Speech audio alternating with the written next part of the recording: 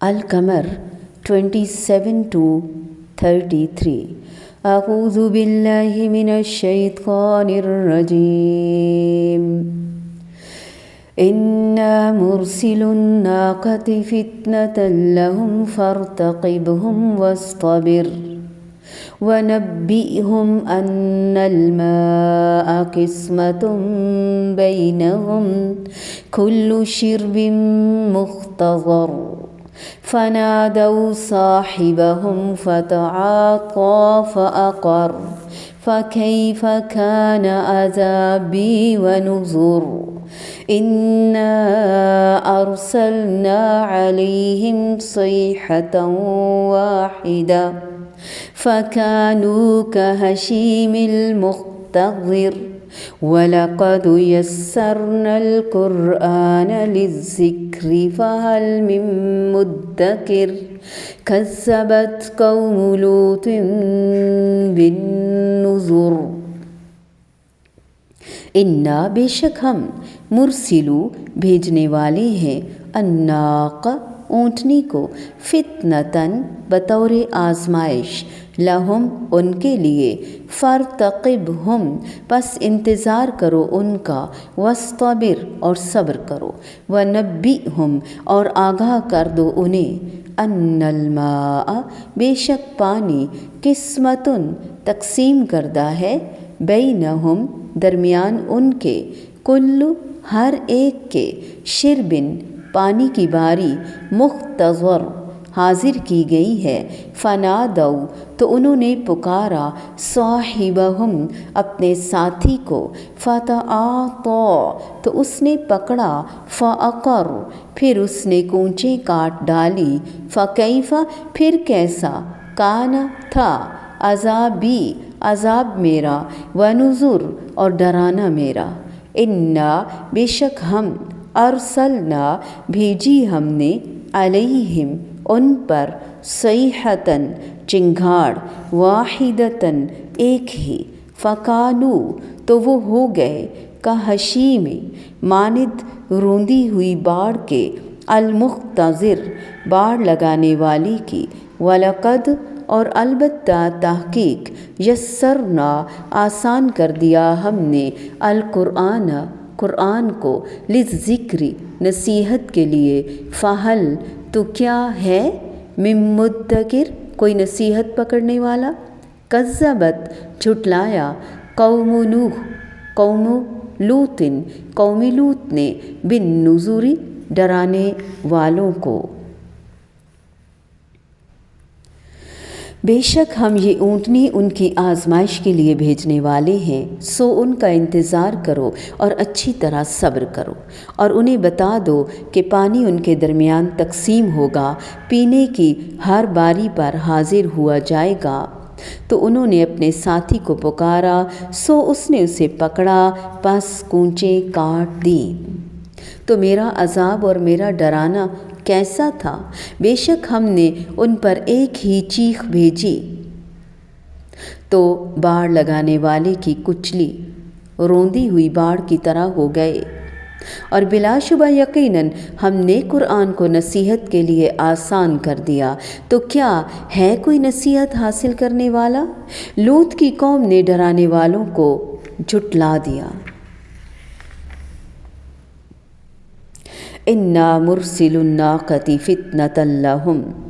فارتقبهم واصطبر پڑھ چکے ہیں بار بار اللہ رب العزت اضافی حروف کے ساتھ مبالغے کے ساتھ کیوں بتاتے ہیں ان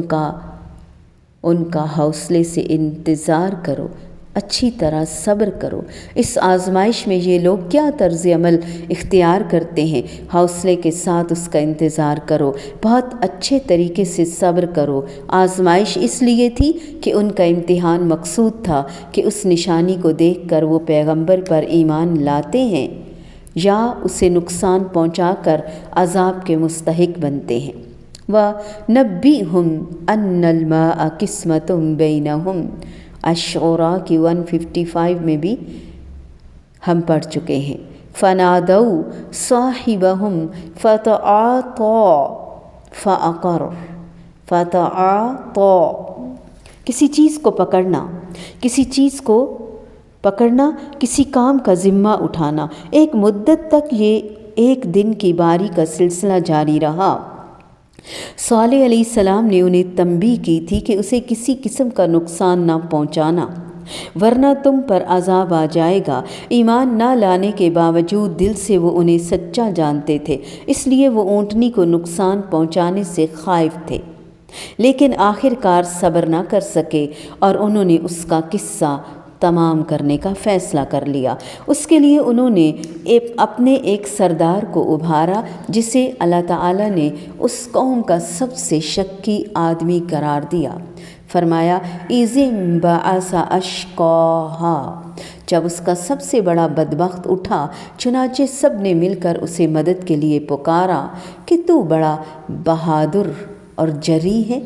اس نے اس کام کا بیڑا اٹھایا اور اس اونٹنی کی کونچیں کاٹ کر اسے مار ڈالا۔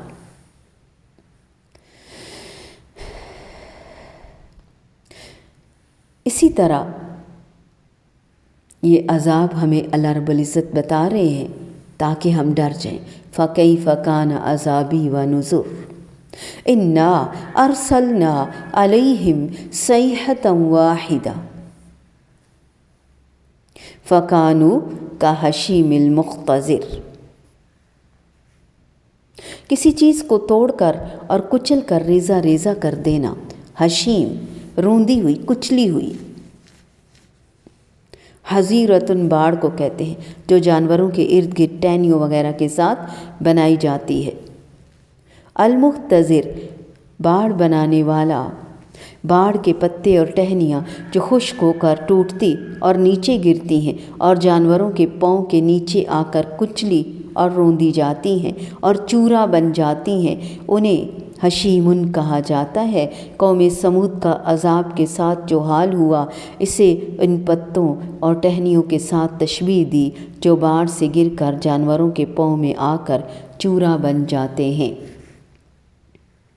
وَلَقَدْ يَسَّرْنَا الْقُرْآنَ لِلذِّكْرِ فَهَلْ مِن مُّدَّكِرٍ كَذَّبَتْ قَوْمُ لُوطٍ بِالنُّذُرِ إِنَّا مُرْسِلُو النَّاقَةِ فِتْنَةً لَهُمْ فَارْتَقِبْهُمْ وَاصْطَبِرْ وَنَبِّئْهُمْ أَنَّ الْمَاءَ قِسْمَةٌ بَيْنَهُمْ كُلُّ شِرْبٍ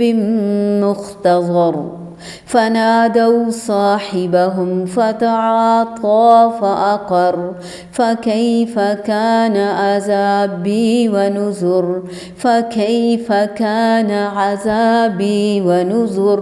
فكيف كان عذابي ونذر استغفر الله إنا أرسلنا عليهم صيحة واحدة فكانوا كهشيم المختصر ولقد يسرنا القرآن للذكر فهل من مدكر كذبت قوم لوط بالنذر